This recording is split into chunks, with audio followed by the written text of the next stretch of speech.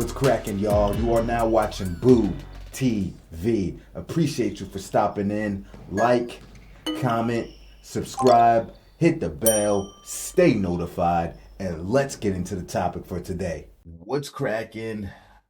Glad you could join us here today. This video was recommended to us by none other than longtime subscriber, supporter, Crayontis. Appreciate you, fam. You always throw some unique stuff my way, no question about it. Every Dynasties Most Underrated Player by a YouTuber called Jonny Arnett. I'll put the original video in the description of this video. We've responded to quite a few videos from Jonny, so I do like his content, no question about it. And this seems like a cool, interesting video. Now, before we get into it, what are we considering a dynasty, right? It's one of those terms that is widely debated. Some people say you have to win at least three in a row, to be considered a dynasty. And then some people say, well, if you don't necessarily win three in a row, that's fine. But what if you get 5 and 9 years, but you never necessarily win three in a row? I don't know if that math adds up, but yeah. But you get what I mean. What if you dominate for a better half of a decade? You know what I mean?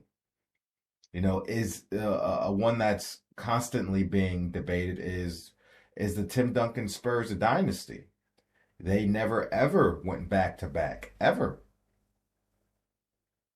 So it's one of those things. I don't know, but just off the top of my head, if I had to take a guess on some of the most underrated players, the Bill Russell Celtics, I don't know enough about that team and that roster to say, but I'm sure they're one of the ones that'll be talked about. The Bird Celtics, while they never went back to back,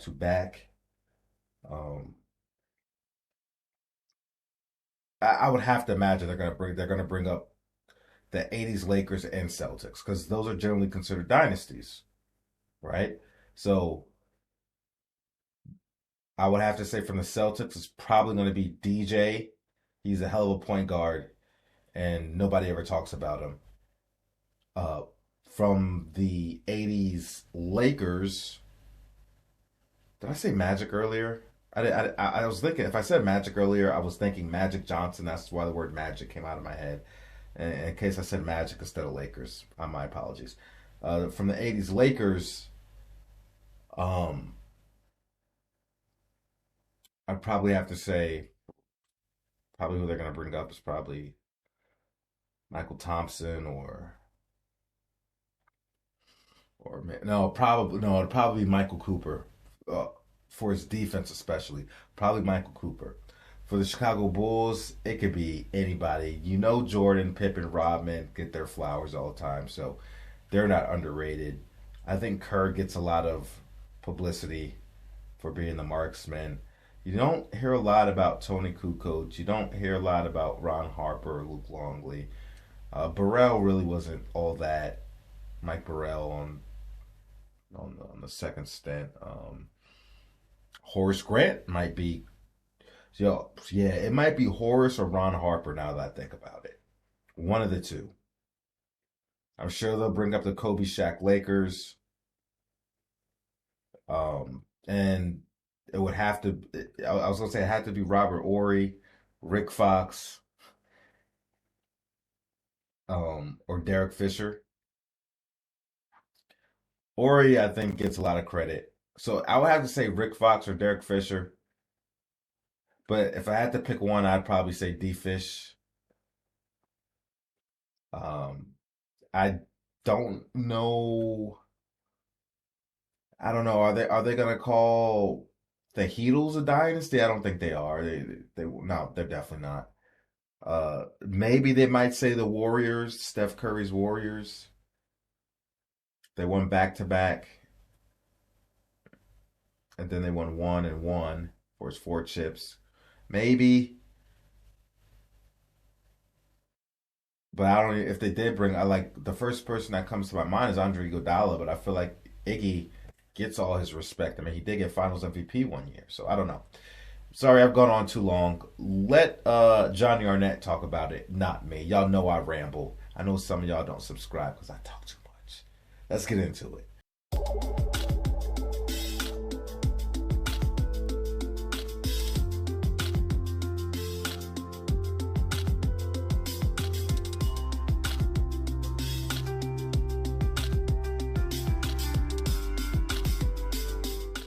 Since the initial creation of the National Basketball Association, there have been several different dynasties who have shaped the history and landscape of the sport. Of course, within those dynasties have been iconic superstar figures who get the vast majority of the attention. But with that being said, usually those players were such gigantic figures that they cast a massive shadow over the key contributors of their success. Today, we're looking at an unsung hero from each dynasty in chronological order, as we aim to appreciate these all-time great teams with a broader perspective. Before I get started, let me first explain the definition of a dynasty for this video. In this case, a dynasty is a team that won at least 3 championships in the span of a decade with the same core group of players. So without further ado, let's get into it. First off, Vern Mikkelsen of the 1950s Lakers. I don't know who that is. The superstar of that Lakers team was the 6'10 George Mikan, and honestly, I can even argue that he's underappreciated based on how much he dominated and based on how rarely his era is discussed. Regardless, most of you have heard of George Mikan, but I guarantee that only a few of you have ever heard of his sidekick, Vern Mikkelsen. Mikkelsen was a 6'7 power forward who had a lethal hook shot, years before Kareem ever set foot in the NBA. He was one of those guys with that old school mindset that whenever possible, you show up to work. And as a result, in his 10-year career, he missed a grand total of just 5 regular season games.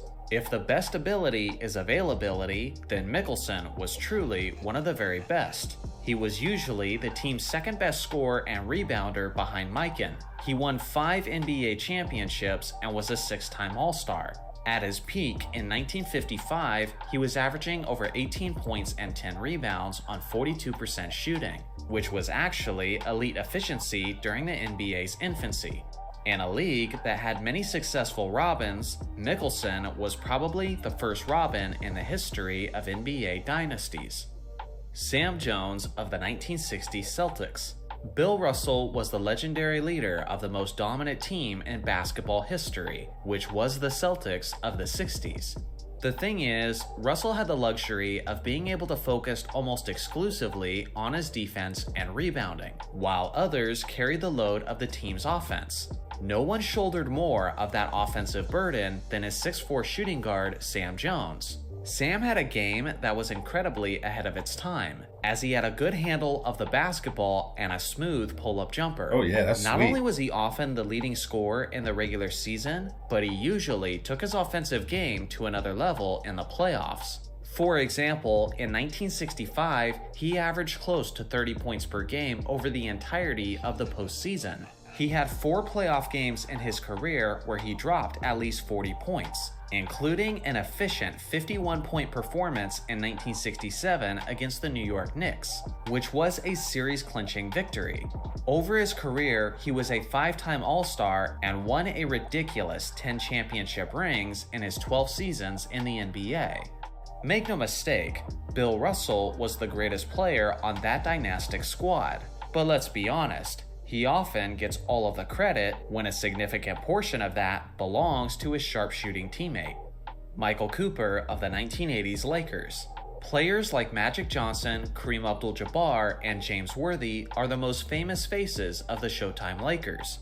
But they don't win 5 championships in that decade without their best defensive player, the 6'7 shooting guard Michael Cooper. Cooper was one of the first 3-and-D type of players, and he's one of the very best in both of those aspects. For a while, he was the NBA record holder for the most 3-pointers made in a finals game. You'd be wrong if you assumed that he was just a shooter though, as he was freakishly athletic and was often the recipient of Magic Johnson's alley-oop passes. Defensively, he made a total of 8 all-defense teams, which is the second most in franchise history behind only Kobe Bryant. And in 1987, he was named the NBA's Defensive Player of the Year, even though he was coming off the bench. Maybe the greatest piece of evidence of his all-time great defense is the fact that Larry Bird once referred to Cooper as the greatest defensive player that he's ever faced. He was a part of all 5 championship teams, and although he was never considered as a superstar, I certainly consider him as one of the greatest 6 men of all time. Dennis Johnson of the 1980s Celtics. When it comes to these great Celtics teams, players like Larry Bird, Kevin McHale, and Robert Parrish seem to draw all of the attention, and even guys like Bill Walton and Danny Ainge get some of the shine as well. But the fantastic player that I almost never see mentioned in the documentaries or in the TV specials was the Celtics starting point guard / shooting guard. Unlike Michael Cooper, DJ was not a great three-point shooter, but he was a massive help to the Celtics on both ends of the court. Prior to his days in Boston, DJ spent time as a leading star player and was even the Finals MVP for the Seattle Supersonics in 1979. When he became a Celtic, less was required of him, but he still remained as a key scorer and distributor, as he averaged nearly 15 points and nearly 6 assists in his first 3 seasons in Boston. The best part of his game, though, was his elite on-ball defense, as he was regularly assigned to the best scoring wings in the entire league, like Michael Jordan, for example. On the defensive end, there are very few who are more proven, as DJ made and earned a total of 9 All-Defense Team selections, which is tied for the second most selections for a guard in NBA history. Overall, he was a 3-time NBA champion and a 5-time All-Star. Ron Harper of the 1990s Bulls. He was only there for the second three-peat, but his impact for that team should not be downplayed. Many people lose track of just how stacked those late 90s Bulls were. Jordan, Pippen, and Rodman created all of the headlines, and even Tony Kukoc earned the respect of the basketball world. But what's rarely mentioned is just how impactful Harper was, and how he was a legitimate star in his own right before joining Chicago. In his first 8 years in the league, Harper was averaging around 20 points, 5 rebounds, 5 assists, and 2 steals, while being a pretty solid defensive player. Once in Chicago, he remained a full-time starter, but didn't have to score as much with teammates like Michael Jordan and Scottie Pippen, as his scoring dropped to roughly 8 points per game. On the other hand, Harper usually doesn't get enough credit for his contribution to their all-time great perimeter defense.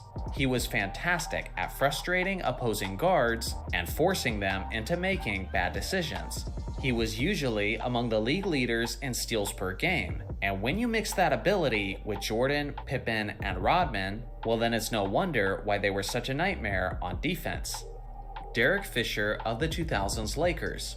Every single one of Kobe's 5 championship teams had Derek Fisher as a teammate. Oftentimes, Robert Horry is recognized as the clutch shooting role player during their championship runs, but I would argue that Fisher was just as valuable, if not more so. This 6'1" point guard was arguably the best spot-up three-point shooter on the entire team, which was even more valuable for this specific group, considering how Shaq was often looking to kick the ball out to his shooters after the defense collapsed. In those situations, none were more dependable than Fisher, especially in the 2001 playoffs, where the Lakers famously steamrolled their way to the championship with a 15-1 record. Sure, Kobe and Shaq dominated, but over those playoffs, Fisher was the team's 3rd leading scorer, averaging 13.4 points. And not only did he lead the team in three-point attempts, but he hit a ridiculous 51.5% of his three-point shots.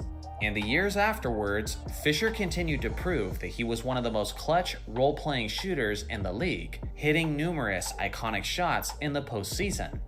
Bruce Bowen of the 2000 Spurs. He's another incredibly valuable 3-and-D player who was the Spurs' starting small forward in 7 out of his 8 seasons in San Antonio. Bowen absolutely loved the corner 3, and under the coaching of Greg Popovich, he had plenty of opportunities. He was usually... I think Bruce Bowen would get more acknowledgement outside of Texas if he wasn't such a dirty player. shooting around 40% from three-point range, but at his peak in 2003, he shot a league-best 44.1% over the course of the season. Even more valuable than his three-point shooting was his perimeter defense. Even though Tim Duncan is known as one of the greatest defensive players of all time, you could make the argument that he wasn't the best defender on his own team during his prime, as Bowen finished as the runner-up for the Defensive Player of the Year in 3 straight seasons, from 2005 to 2007. In total, he made 8 all-defense teams, and I kinda think he isn't recognized for it because he often received the title of a dirty player from the basketball community. And I don't think anyone believes that more than Vince Carter, who was about ready to destroy Bowen after the 3rd time he stepped under his foot and rolled Carter's ankle. Regardless on your opinions of Bowen's character, the reality is he was a pivotal aspect in 3 of their title runs in San Antonio. Andre Iguodala of the 2010s Warriors. Back in the early years before Golden State, Iggy was seen as a star who could play above the rim and was averaging as high as 20 points per game in 2008. During his time in Golden State, he was in his early to mid-30s, and he served the team as their 6th man. Over time, he started to own the role of a defensive specialist, and did a fantastic job of containing the best wings in the league, like LeBron James, for example. Famously, he even won the 2015 Finals MVP thanks to his defensive effort on LeBron. Eventually, he was even in the group of Warriors designated as the Death Lineup, operating as a key facilitator and defender. In total, he made 2 all-defense teams and was a part of all 4 of the Warriors' championship runs. So what do you guys think? Who's an underrated player from a dynasty team, or just a championship team in general? I look forward to hearing your thoughts in the comment section below. Thanks for watching as always. Make sure to like and subscribe for more basketball content, and I'll see you guys in the next video. You see, the Iggy thing, everything he said about Iggy was true. And I brought this up earlier, but the thing is, I just always felt like Iggy wasn't underrated. I think people always acknowledge Andre Iguodala's importance to that team. He got acknowledged for Finals MVP. Max Kellerman. I want Andre Iguodala. You know what I mean? Yeah. Just watching the games, the broadcast, they'd always talk about him. He was acknowledged for playing both ends of the floor very well. I don't think everything he said was true. I just don't think Iggy's underrated. That's where I disagree with Jonny on that one, but that's just my opinion. Let me know what you think about it. Ron Harper, I was figured to be Ron Harper or Horace, but yeah, Harp definitely didn't get a lot of credit, especially at times. At times, he would play backup to Mike as well. But yeah, and then Ron Harper was a great role player on the Lakers as well. I loved him on the Lakers in the 2000s. And yeah, I was right with Derek Fisher. See, I thought they were just going to consider the three-peat Lakers. I didn't think they were going to consider the Kobe Powell Lakers. But they all, according to calendar year, all those championships were won in that one decade per the calendar. So yeah, Fish was a part of all those. Man, I love Derek Fisher. Like that guy's came through so many times, both ends of the floor. And then there was this game in Boston in the 2010 finals. I think the Lakers were down in a series 2-1. I could be wrong, so I think it was game 4. I could be mistaken. It was either game 4 or game 3. No, because the format was still 2-3-2 back then.